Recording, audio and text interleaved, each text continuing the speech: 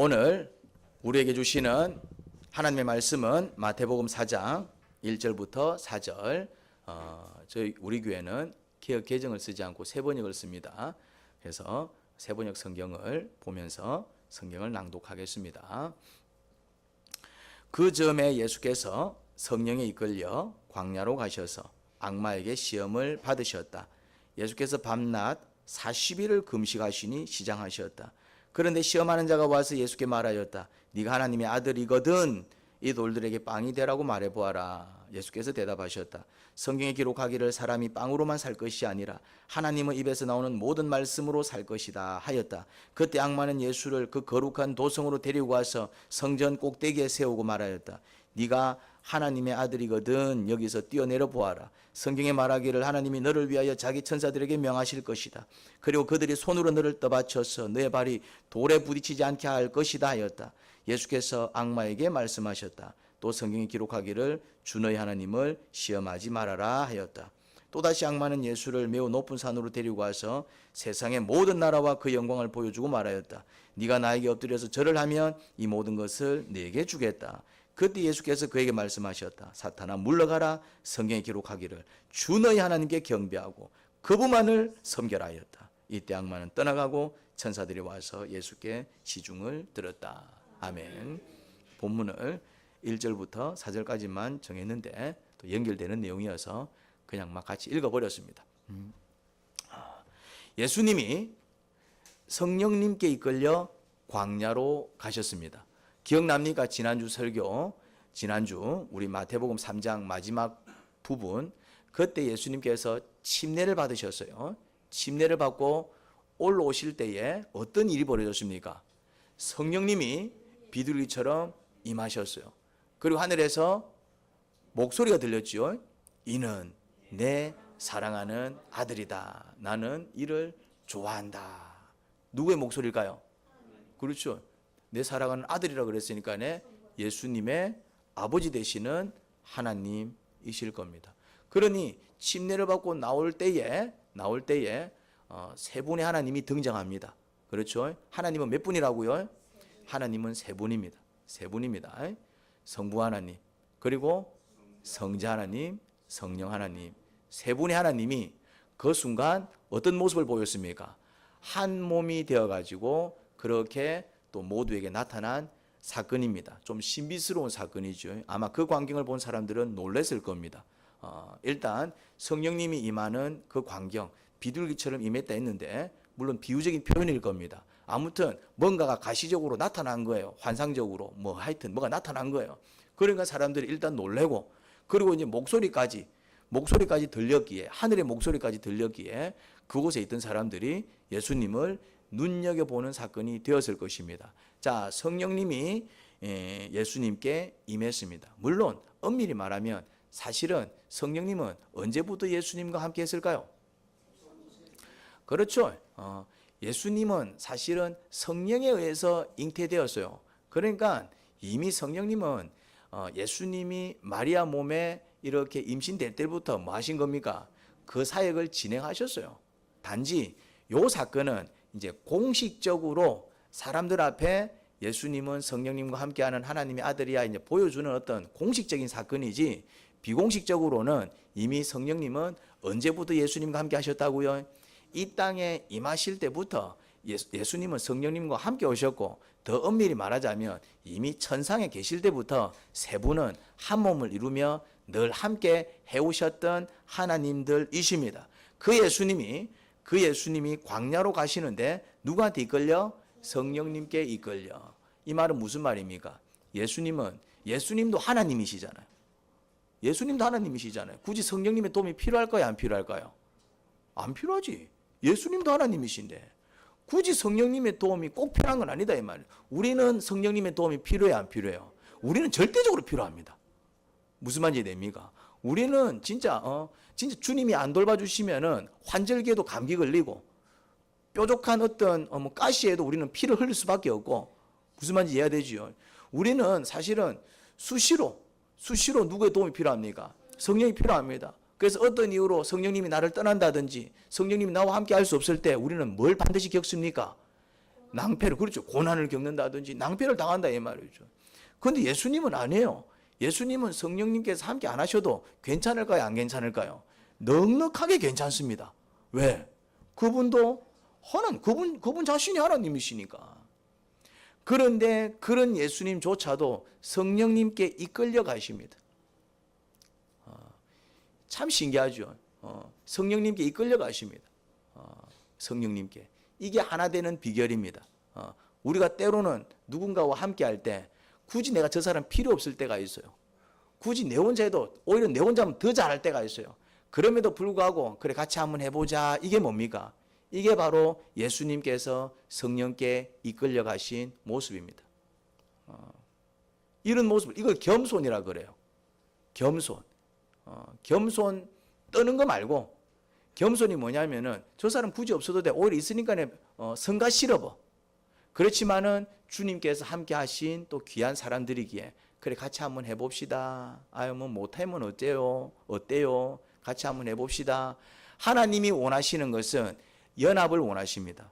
하나 되는 것을 원하십니다. 자, 혼자서 일 잘하는 것을 주님께서 기뻐하실까요? 둘이서 일 망치는 것을 주님께서 기뻐하실까요? 둘이서 일 망치는 것을 주님께서는 기뻐하십니다. 죄송한 얘기지만 혼자 하면 더 잘할 수 있어. 혼자 하면 얼마든지 더 잘할 수 있어. 근데 같이 하면 힘들어. 한번 보세요. 우리가 결혼을 해서 살아가는데 결혼해서 살아가면 살아갈수록 어떤 느낌 듭니까? 그냥 혼자 살 걸 이런 느낌 들 때가 있어요, 없어요? 있습니다. 쉽게 말해서 혼자 살아가는 것이 훨씬 더 나을 때가 있어요. 자녀들 키워보십시오. 저들 키워서 뭐 하려고? 그냥 내 혼자 살아가면 속 편한데 무자식이 상팔자인 거예요.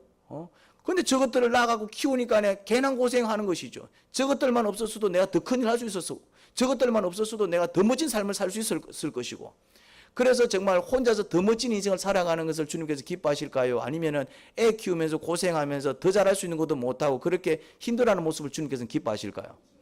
그걸 기뻐하십니다. 이유가 있습니다.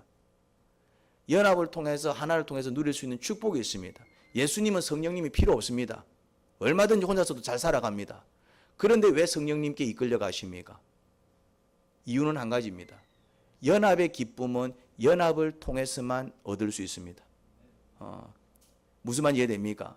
자녀 키우면 힘들어요. 그런데 왜 굳이 꼭 낳아서 자녀 안 키우면 돈도 안 들어가요. 그런데 왜 꼭 낳아서 말이지 내가 저것들 때문에 이 고생한다 그런 소리를 해가면서 왜 자식을 키웁니까?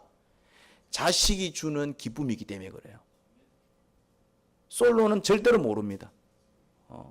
그것들 때문에 고생하고 그것들 때문에 신경질 나고 그것들 때문에 화나지만은 그들이 주는 그들과 함께하기 때문에 그 기쁨은 그것을 누려본 사람만이 압니다. 함께하는 기쁨입니다. 무슨 말인지 이해됩니까? 예수님은 어떻게든 제자들 데리고 일하셨어요. 그래서 예수님이 제자들 데리고 일하면서 제자들 때문에 도움 받으셨어요? 아니면 그것들 때문에 늘 고달프셨어요? 고달프셨지. 그런데 예수님은 꾸역꾸역 실수하면 다시 이렇게 세워주고 예수님이 베드로를 찾아갑니다. 근데 그 베드로는 예수님을 뭐 했습니까? 부인했잖아요. 그렇죠. 배신했잖아요. 그런 놈을 말라 찾아가냐 이 말이지.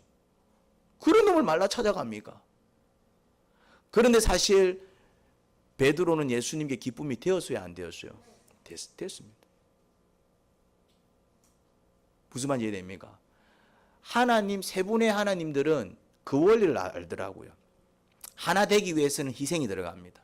하나가 되기 위해서는 헌신이 들어갑니다. 하나가 되기 위해서는 손해를 봐야 됩니다. 하나가 되기 위해서는 양보를 해야 됩니다. 하나가 되기 위해서는 때로는 억울합니다. 하나가 되기 위해서는 내가 이래까지 살아야 되나 정말 탄식이 나옵니다. 그런데 그 하나가 됐을 때만 누릴 수 있는 기쁨이 있습니다. 여러분, 이 기쁨을 회복해 나가시기 바랍니다. 결국 마지막 승리자들은 함께하는 자들입니다. 여러분 한번 보십시오. 역사가 증명하지 않습니까? 인생이 증명하지 않습니까? 혼자 살면 좋아요. 근데 언제 외로워지고 비참해집니까? 나이 들면. 아플 때도 그렇지만 나이 들면. 그래서 요즘 뭐가 인기입니까? 개들이 인기입니다. 결국 뭐라도 데리고 산다니까. 뭐만 이해됩니까? 결국 뭐라도 데리고 살아. 뭐라도. 어떤 사람은 보니까 동물도 싫어하니까 뭐 데리고 살더라? 그렇죠. 인형. 일본 사람들 중에 무슨 큰 뭐 베개 같은 거 있는데 거기에 무슨 그림 하나 그려놓고 막 그거를 무슨 뭐 꼭 뭐 이렇게 자기 분신인 것처럼 껴안고 사는 사람들도 있더라. 사람은 결국 뭐라도 껴안게 돼 있습니다. 왜 그럴까요? 하나님이 그렇게 지으셨기 때문에 그렇습니다. 누구의 형상을 따라 지으셨다고요? 하나님의 형상. 하나님은 굉장히 외로운 걸 싫어하시는 분이십니다. 그래서 예수님은 성령님이 필요 없는데 함께 하세요. 함께 하세요. 그래서 예수님은 성령님께 이끌려갈 때 아이고 나도 하나님인데 저 성령한테 내가 끌려가야 되나 하고 귀찮아하셨을까요? 아니면은 성령님이 자기를 이끌어 주실 때 기뻐하고 즐거워했을까요? 여러분들은 여러분들의 남편이 여러분들의 인생을 끌어줄 때에 내가 언제까지 저한테 끌려다녀야 되나 이런 마음입니까? 아니면은 같이 해서 기쁘고 즐겁습니까? 여러분들은 아내와 함께 할 때 내가 언제까지 저거랑 데리고 살아야 되나 이런 마음입니까? 아니면은 나와 함께 해줘서 감사하고 기쁩니까? 내가 언제까지 이것들을 키워야 되나 자식들을 키울 때 마음이 무겁고 힘듭니까? 아니면은 그래도 너희들이 내 아들이 되어주고 내 딸이 되어줘서 고맙구나 하고 기쁘고 즐겁습니까? 이 마음을 회복하셔야 됩니다. 이 마음을 회복하면은 늘 행복할 수 있습니다. 이 마음을 회복하면은 늘 기쁠 수 있습니다. 함께 할 때 그 함께함이 주는 기쁨이 얼마나 큰 기쁨인지 깨닫는 순간. 그런데 그것은 하나님의 형상이 회복되면 자연스럽게 그렇게 됩니다. 왜냐? 그게 하나님의 속성이고 하나님의 마음이기 때문에 그렇습니다. 그러니 함께하는 자들을 귀하게 여기시기 바랍니다. 함께하는 자들을 귀하게 여기시기 바랍니다. 저것들이 인간이 될까? 인간이 되더라고요. 저게 사람 구실할까? 사람 구실하더라고요. 요 지금 우리 아들이고 우리 딸이에요. 저 앉아있네, 저게 이제. 어렸을 때 자들 키울 때 저는 근심이 많았습니다. 앞만 봐도 인간 안 될 것 같아. 하는 거 봤어는. 야, 저거 내 평생 짊어져야 되나? 근데 몇 년이 지나니까 지금은 제 사역을 적극적으로 돕는 뭐가 돼 있다? 동력자가 되어 있어요. 또 반주자 없으니까네 지가 피아노 치고 있고, 반주자 없으니까네 지가 이제 드럼 치고 있고, 교회 청소 누가 다 하는지 아십니까? 야들이 다 합니다. 이전에는 뭐 또 제가 하기도 하고 뭐 사람이 없어가지고, 근데 야들이 다 해요. 야들이. 예. 아무튼 막 나중에 이제 지금 이제 중학교 1학년이고 고등학교 1학년인데 지금 요만큼 하는데 자들이 한 20살, 30살 되면 어떤 일이 벌어지겠습니까? 나를 업고 살겠지요. 나를 업고 살지어다. 나는 그렇게 믿고 있습니다. 된다 이 말이죠. 무슨 말인지 이해됩니까 이제? 이게 연합의 기쁨입니다. 물론 처음에는 때로는 좌절이 되기도 하고, 때로는 억울하기도 하고, 때로는 그 양보가 정말 언제까지 지속되어야 되나 마음이 상하기도 하고, 그런 헌신과 희생도 있습니다. 하지만 그 헌신과 희생이 있기에 그렇게 함께하는 연합은 더 가치가 있고 기쁜 거예요. 왜 예수님이 우리를 귀하게 여기는 줄 아십니까? 우리를 사랑해서 귀하게 여기는 것도 있습니다. 그런데 예수님께서 십자가를 지시고 우리를 더 귀하게 여기세요. 왜 그런 줄 아세요? 이유는 그겁니다. 우리 구하려고 예수님이 자기 살을 찢어버렸거든. 우리 구하려고 예수님 자기 피를 흘렸거든요. 그러니까 예수님한테 우리는 이제 어떤 존재가 되었냐면은, 그전에는 그냥 사랑했지만은 예수님이 십자가를 지고 난 다음에는 우리가 어떤 존재가 되었냐면은, 니는 내가 살 찢어가면서 내가 구원하는 자야. 왜 아빠보다 엄마가 자식을 더 사랑합니까? 이유는 한 가지입니다. 아빠가 암만 자식을 사랑해도 엄마가 자식을 더 사랑하는 이유는 한 가지입니다. 엄마는 가 낳을 때 지 몸 찢어가면서 낳았거든. 그 차이입니다.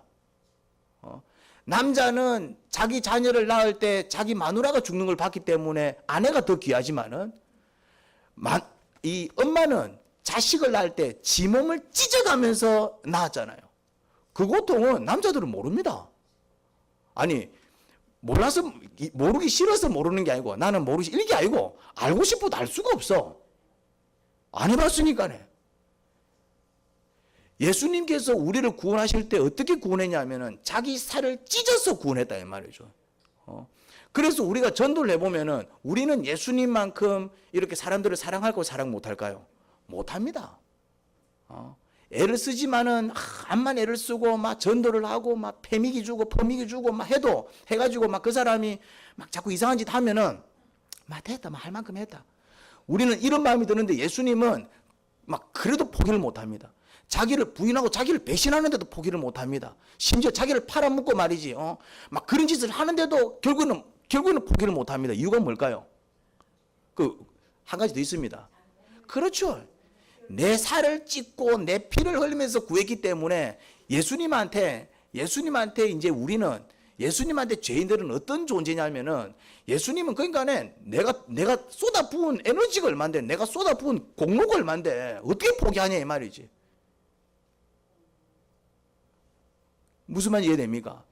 그러니 예수님께서 우리를 그렇게 사랑할 수밖에 없는 이유는 본인 자체가 사랑이어서 사랑하는 것도 있지만은 거기 하나 더 엎어져 갖고 그러니까 이 경험은 그러니까 사실은 내가 볼 때 성부 하나님, 성자 하나님, 성령 하나님 중에서 그냥 제 생각입니다. 예수님 우리를 더 사랑하지 않을까? 이유는 성부 하나님도 그 경험은 없어. 자기 몸을 찢는. 물론 자기 아들을 죽이는 아픔은 있겠죠. 성령님도 그 경험은 없어. 그 경험은 누구만 했다? 예수님. 예수님. 예.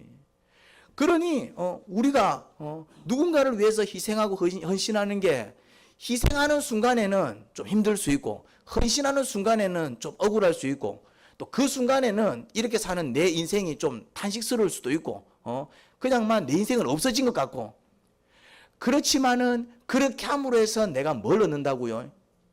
주님을 닮아요. 그렇게 했기 때문에 나는 그 사람을 더 사랑하는 거예요. 그렇잖아요. 어떤 사형수의 이야기를 들었는데 그 사형수는 끔찍한 죄를 지었어요. 너무나도 그러니까 사형 언도를 받았겠지. 그러니까 모든 사람들이 그 사형수를 뭐라고 얘기할까요? 그렇지, 욕을 하겠죠. 쳐 죽일 놈 어떻게 저런 짓을 해? 빨리 사형해라. 저런 것들은 같이 그냥 이 하늘 아래 사는 게 그냥 두렵다. 모든 사람들이 그 사람을 욕을 하고 그 사람 빨리 쳐 죽이라고 난리를 칠 때 딱 한 사람만 그런 아이를 불쌍히 여기는 사람이 있었어요. 누굴까요? 엄마입니다. 그 책 이야기 그러더라고. 그러니까 그 엄마가 그 자기 자식 때문에 피해를 입은 사람이 있을 거 아니에요. 이제 사형을 받을 정도면 끔찍한 짓을 했을 거 아니에요. 다 찾아다니며 사과하고. 그 사과한다고 용서해 주겠습니까? 막 분노가 있는데 이제 막 저리 가라고. 그 마음 이해한다고. 그러면서 눈물로 용서를 구하고. 그러고 이제 옥바라지를 하고.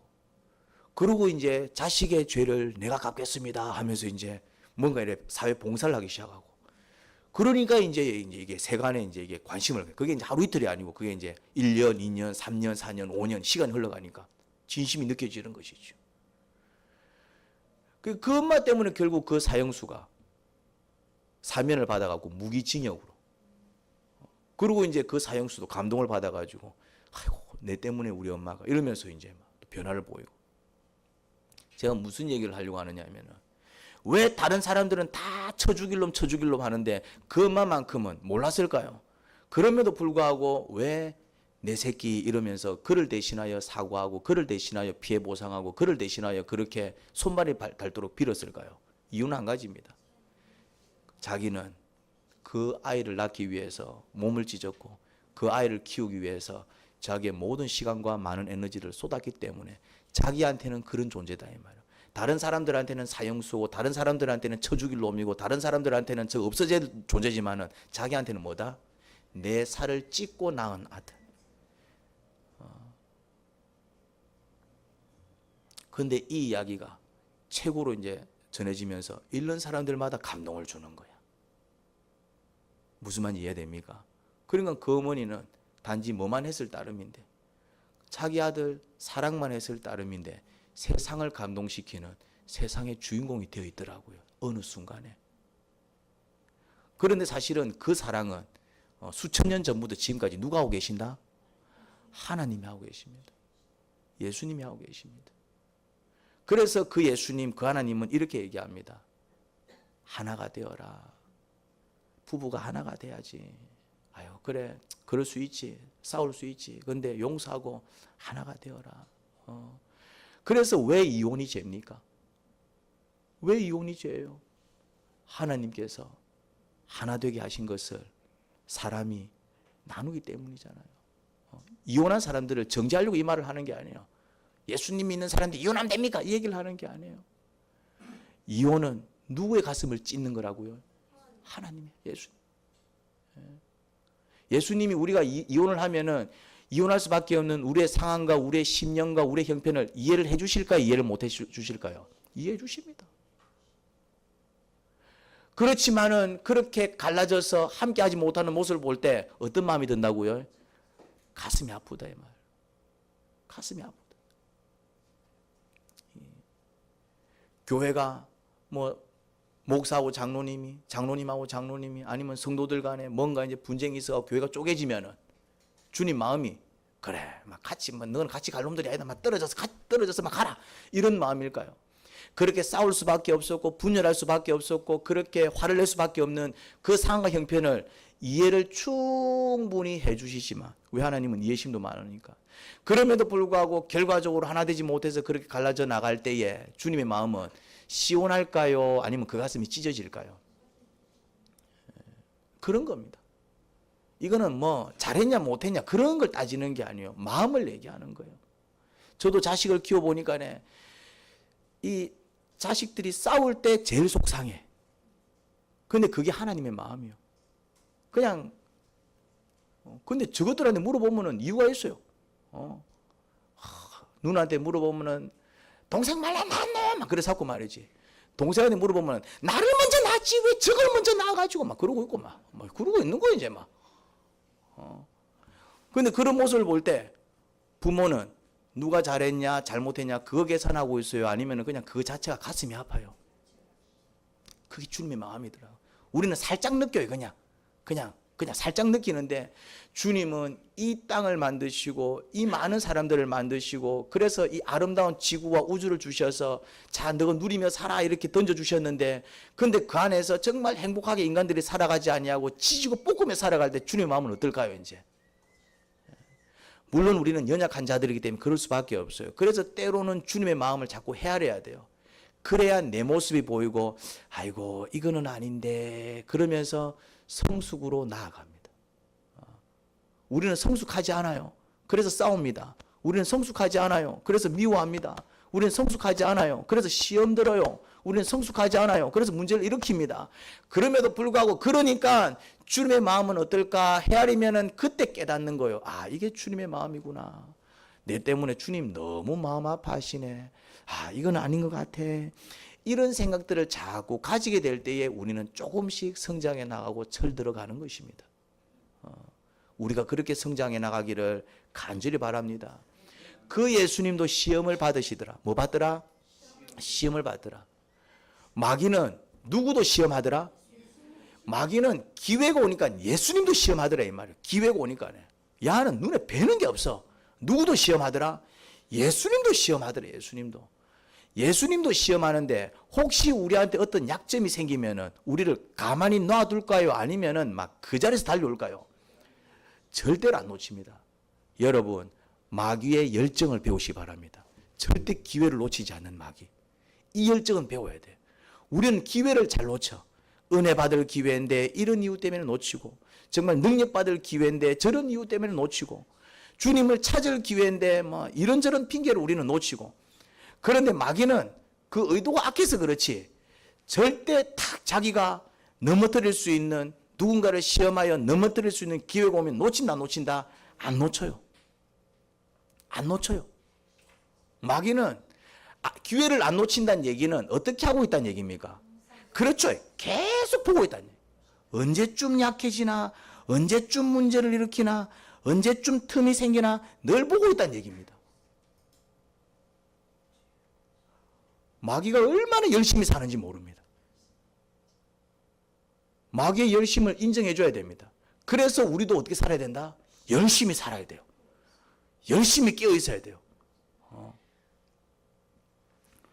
예수님이 금식을 하고 이제 쫄쫄 굶어가지고 예수님은 또 이제 인간이 되셨기 때문에 인간적인 어떤 고통과 인간적인 연약함을 그대로 느끼셨다? 느끼셨죠, 이제. 그러니까 40일을 굶었으니까 이제 어쨌거나 그 식욕이 얼마나 강하겠어요. 이제 막 얼마나 그때 탁 건드는 거예요. 탁 건드는 거예요. 뭘 건든다? 가장 약한 부위를 탁 건드려요. 와, 얍삽하지요. 마귀는 정말 얍삽합니다. 다르게 얘기하면 지혜롭고, 이런 지혜를 배워야 돼요. 이런 지혜를. 물론 그 지혜를 악하게 써서 문제지. 어떻게 사람을 공략하더라? 가장 약해진 거. 강한 거 안 건드려. 강한 거. 마귀는 강한 거 안 건드려. 어떻게 건듭니까? 가장 약한 거. 우리가 게임을 할 때 그런 사람들 있잖아요. 약점만 골라서 이렇게 탁탁 치고 들어온 사람 있잖아요. 그러면 그런 사람하고 게임하면 진짜 어떤 마음이 듭니까? 억수로 믿기가 싫어 보여. 맞죠?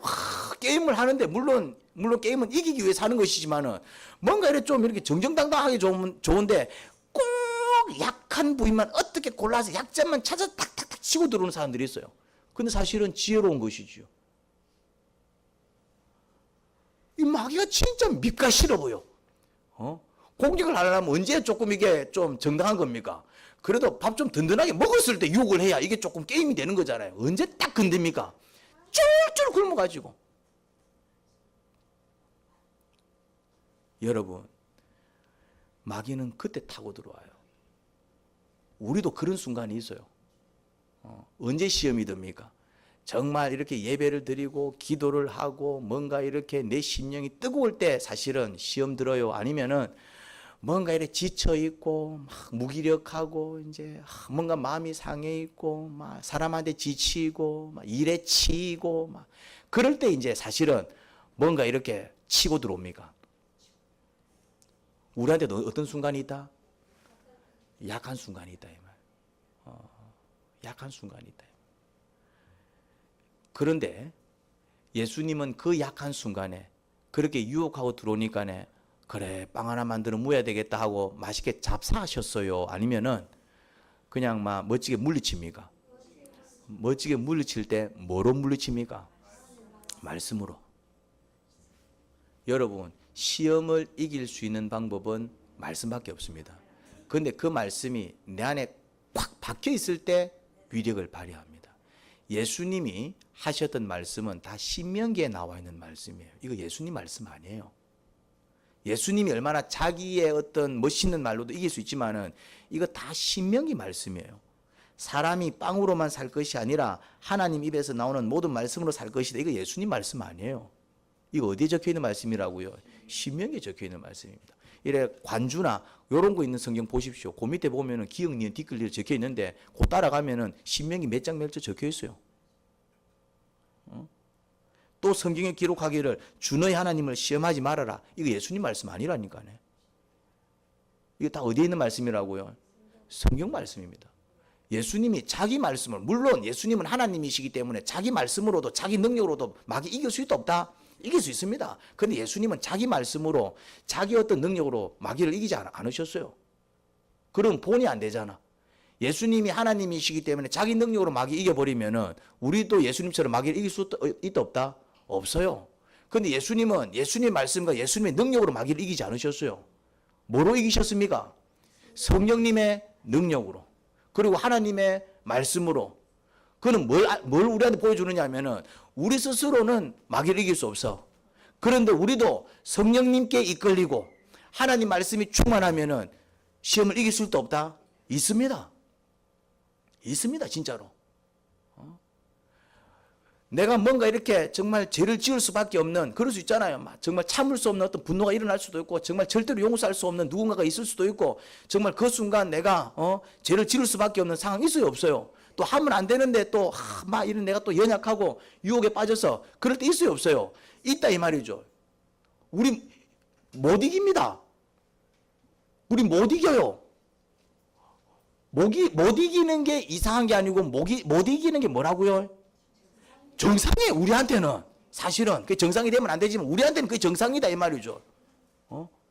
우리는 그래서 넘어지고 자빠지고 막 그래 되는 거예요. 그런데 그럴 때에 내가 성령님께 이끌림을 받고 있고 또 내 안에 뭐가 충만하면은 말씀이 충만하면은 그 말씀으로 이기는 거예요. 그 말씀으로. 말씀이 선포돼야 돼요. 때로는 어떤 두려움이 확 밀려와가지고 막 내가 막 이렇게 지쳐 쓰러질 때 없습니까? 그때 말씀을 떠올려야 돼요. 두려워하지 마라. 내가 너와 함께 한다. 네가 불 가운데로 지날지어도 물 가운데로 지날지어도 그 불이 너를 사르지 못하고 그 물이 이게 이사야에 있는 말씀이잖아요. 이제 성경이 팍팍팍팍 떠올라야 돼요. 이제 말씀이 팍팍팍 떠올라야 돼요. 이제 내 말로 내 언어로 이기는 게 아니에요. 내 힘으로 내 능력으로 이기는 게 아니에요. 그래서 그때는 뭘 외쳐야 됩니까? 누구 이름을 불러야 돼요? 예수님의 이름으로. 그래서 내 이름 부르면 안 된다 이 말이에요. 내가 이대원이야. 내가 우두소속의 목사거든. 아무 소용이 없습니다. 삼성, 김건희, 이건 이런 것도 필요 없어요. 마귀 유혹 앞에서는 다 자빠지는 거예요. 이제 대통령 이런 권세도 필요가 없습니다. 마귀 앞에서 다 자빠지는 거예요. 거기서 이길 수 있는 권세는 유일하게 하나입니다. 뭡니까? 예수님. 나는 니를 이길 수 없다. 나는 네 유혹을 뿌리칠 수 없다. 나는 늘 당해왔고 늘 넘어져 왔다. 그런데 우리 예수님은 너를 이긴다. 그 예수님의 영이 내 안에 충만하다. 그 예수님의 말씀이 내 안에 충만하다. 나는 그 말씀으로 너를 이긴다. 다윗이 골리앗 앞에 나갈 때 어떻게 나갑니까? 창으로 나갑니까? 검으로 나갑니까? 칼로 나갑니까? 그래 나갔으면 다윗은 죽었어. 다윗은 그때 조그만 얼라였고 골리앗은 대충 계산만 해도 한 3m 되는 그것도 키만 쫄딱 큰 게 아니고 어리어리한 거인이었다 이 말이죠. 게임이 안 돼요. 게임이 안 된다 이 말이에요. 게임이. 다윗은 골리앗을 못 이겨. 뭔만 이해가 됩니까? 그런데 다윗이 뭐 갖고 나갑니까? 니는 창 들고 나오고 검 들고 나오고 칼 들고 나오지만은 나는 만군의 여호와 하나님 이름 갖고 나간다 이러잖아. 이제 이게 필요한 거야. 이게 우리한테는 창을 들 필요가 없어요. 어차피 창 들어봤자 그 다윗이 창을 든다 그 창을 들 수 있겠어요? 그 무거운 창을 든들 제대로 싸우겠어요? 그러니까 뭘 던집니까? 뭘 던져요? 돌비 던지잖아. 돌비. 근데 돌 던져하고 골리앗을 쓰러뜨렸다? 말이 안 되는 일입니다. 지가 할 줄 아는 건 돌 던지는 것밖에 없는데 돌 던진다고 되는 게 아니에요. 그 돌을 붙잡아 가지고 그 돌을 붙잡아 가지고 그 돌을 다시 던져준 사람이 누굴까요? 천사다 이 말이요. 그런데 왜 천사가 이랬을까요? 당연히 하나님이 시켰겠지. 그럼 하나님은 왜 천사야 빨리 내려가서 다윗 좀 도와줘라 왜 그랬을까요? 이유는 한 가지입니다. 다윗이 하나님 이름 붙들러 간 거야. 야 자가 지금 내 이름 붙들러 나면 내 이름 붙들러 간다. 만약 지면은 누가 쪽팔리는 거요? 하나님이 쪽팔리는 거요. 누가 수치를 당하는 것입니까? 하나님 수치다 뭐. 저게 갑자기 왜 내 이름 들고 나가지? 야야야 자가 지금 내 이름 들고 나간다. 내 이름 들고 간다. 빨리 천사 나가라 이러는 거예요 이제. 다윗이 대단해서가 아니라 다윗이 뭐 놀라운 사람이 아니라 근데 다윗은 뭘 할 줄 알았다? 하나님의 이름을 부를 줄 알았다며. 이게 믿음입니다. 이게 믿음이라니까네. 하나님의 이름을 부를 줄 알아야 돼요. 다 죽어갈 때 세상 사람들은 죽고 다 끝났다. 장례 준비해라. 의사도 끝입니다. 이거는 현대의학으로 안 됩니다. 그럴 때 현대의학으로도 안 되고 네 힘으로도 안 되고 내 힘으로 안 되지만은 여호와 하나님께서 하게 하시면 될 줄 믿습니다 하고 여호와 하나님의 이름을 부를 때에 어떤 일이 부르십니까? 하나님이 일한다 이 말이죠. 하나님을 일하게 하셔야 됩니다. 하나님을. 예수님께서 일하게 하셔야 돼요. 우리는 마귀의 시험 못 이깁니다. 40일이 아니라 한 3일 정도만 굶어도 우리는 이 유혹 다 넘어갑니다. 우리는 이틀만 굶어도 이 유혹 다 넘어간다니까. 40일까지 갈 것도 없어. 우리는 하루만 굶어도 이 유혹에 다 넘어갑니다. 아닙니까? 무슨 수로 이길 겁니까? 무슨 수로 이길 거예요? 무슨 수로? 공격 들어오면은 또 얘기했잖아요. 마귀는 공격 들어올 때 우리가 상태가 좋을 때 공격 들어온다, 안 좋을 때 들어온다. 이 밑갈씨를 하고 잽실해가지고 절대로 우리 상태 좋을 때는 지도 꼼짝 안 해. 딱 뭔가 이제 허점이 보이면 치고 들어오는데 우리가 아주 잘 준비되어 있어도 사실은 마귀하고 한판 떴을 때 이길까 말까, 뭐 지는데. 그런데 공격을 해도 언제 딱 공격한다. 우리가 가장 약한 순간, 뭔가 우리가 정말 힘든 순간에 딱 치고 들어온다 이 말이에요. 그러면 이 게임 끝난 거지 뭐. 그렇지만 이길 수 있다. 방법이 있다. 그게 뭡니까? 예수님입니다. 예수님. 그렇죠. 예수님의 말씀입니다. 예수님의 이름을 부를 수 있어야 돼요. 하나님의 이름을 부를 수 있어야 돼요. 근데 그 이름이 안 나와. 그 순간에. 나와도 정말 믿음의 고백이 아니에요. 이게 진짜 이름 부른다고 되나? 막 되면 다행이고 막 안 되면 어쩔 수 없고, 이거는 믿음이 아니다 이 말이에요. 주님이 역사하시면 나는 삽니다. 주님이 역사하시지 않으면 나는 죽습니다. 그냥 내 죽고 사는 거 주님한테 달려 있습니다. 그러니 저는 주님께 맡기고 나아갑니다. 주님 역사하여 주옵소서. 그 믿음을 갖고 뭐라고 해야 된다고요? 주님 불러야 된다 이 말이에요. 어떤 사람이 이러지요. 선생님 뭐 할 수만 있거든 내 아들 고쳐주세요 할 때 예수님께서 뭐라고 얘기합니까? 할 수만 있거든이 뭐냐? 믿는 자에게는 능치 못함이 없느니라. 아 죄송합니다 죄송합니다. 그럼 뭐라 얘기합니까? 제 믿음 없음을 용서하시고, 믿음 없으면 믿음부터 회복하고, 그리고 뭘 고백한다? 주님, 주님께서 원하시면 깨끗이 나을 줄 믿습니다. 문둥병이 그렇게 고백하잖아요. 주님께서 원하시면 제가 깨끗이 나을 줄 믿습니다. 그러니까 주님께서 뭐라고 얘기합니까? 내가 원하노라 이러잖아요. 내가 원하노라. 예수님도 그 문둥병자가 어떻게 되기를 원한다고요? 깨끗이 낫기를 원한다 그러잖아요. 뭐라고 얘기하냐면은 주님이 원하시면 내가 나을 줄 믿습니다. 내가 안 낫는 거는 주님이 능력이 없어서가 아니라 주님이 어떤 이유로 원하시지 않아서 안 낫는 것이지. 근데 주님께서 원하시면은 주님은 능히 나를 깨끗이 치료해 주실 줄 믿습니다. 그 얘기잖아요. 그러니까 예수님 뭐라 얘기합니까? 나도 원하노라. 그 말은 예수님도 여러분들이 그 문제에서 벗어나기를 원하신다 이 말입니다. 예수님도 여러분들이 아파서 울고 있을 때 그 눈물 닦아주기를 원하신다 이 말이에요. 예수님도 여러분들이 회복되어 살아가기를 원하신다 이 말이에요. 그런데 문제가 뭐냐면은 그 예수님께 안 나와서 문제지. 무슨 말인지 이해됩니까? 고쳐주고 싶은데 안 나오니까. 고쳐줄 게 아는데도 됐습니다 하니까네. 문을 두드리는데 왜 두드리겠어요? 예수님이 뭐 그 집에 있는 뭐 귀한 물건 같이 가지고 문을 두드리겠어요? 왜 두드리겠어요? 알고 오셨다 이 말입니다. 왜 두드리겠어요? 예수님은 알고 왔어. 아파서 울고 있는 거 알고 왔다 이 말이죠. 힘들어서 정말 쩔쩔매고 있는 거 알고 왔다 이 말이죠. 그래서 문을 두드리는 거예요. 그런데 우리는 어떻게 합니까? 그 문을 안 열어. 주님이 문을 두드릴 때에 우리는 뭐 하면 됩니까? 주님, 근데 때로는 문을 열 힘조차 없을 때도 있어. 그렇지. 주님 제가 문을 열 수 있는 힘조차도 없습니다. 그냥 부수고 들어오세요. 그러면 주님께서 부수고 들어갈까 안 들어갈까요? 그때는 부수고 들어갑니다. 주인이 허락도 안 했는데 문 부수고 들어가면 어찌 됩니까? 그거 가택 침입이요. 불법이다 이 말이죠. 주님은 그렇게는 못해. 불법을 행하신 하나님이 아니니까. 그러니까 뭐가 떨어져야 됩니까? 허락이 떨어져야지. 주님 들어와 주세요. 괜찮아. 내가 갈 일이 없으면 뭐 하면 돼? 주님 와주세요 하면 돼. 어쨌거나 내가 가든 와주세요 하든 주님께서 올 수 있도록 문을 열어야 되는데 우리는 자꾸 어떤 태도를 취하느냐 하면은 문을 안 열어. 그래 놓고 일 터지면 하늘을 원망해. 주님은 답답해요. 네가 문만 열면 내가 다 알아서 하는데. 주님을 찾는 여러분들이 되시기를 주의 이름으로 축원합니다.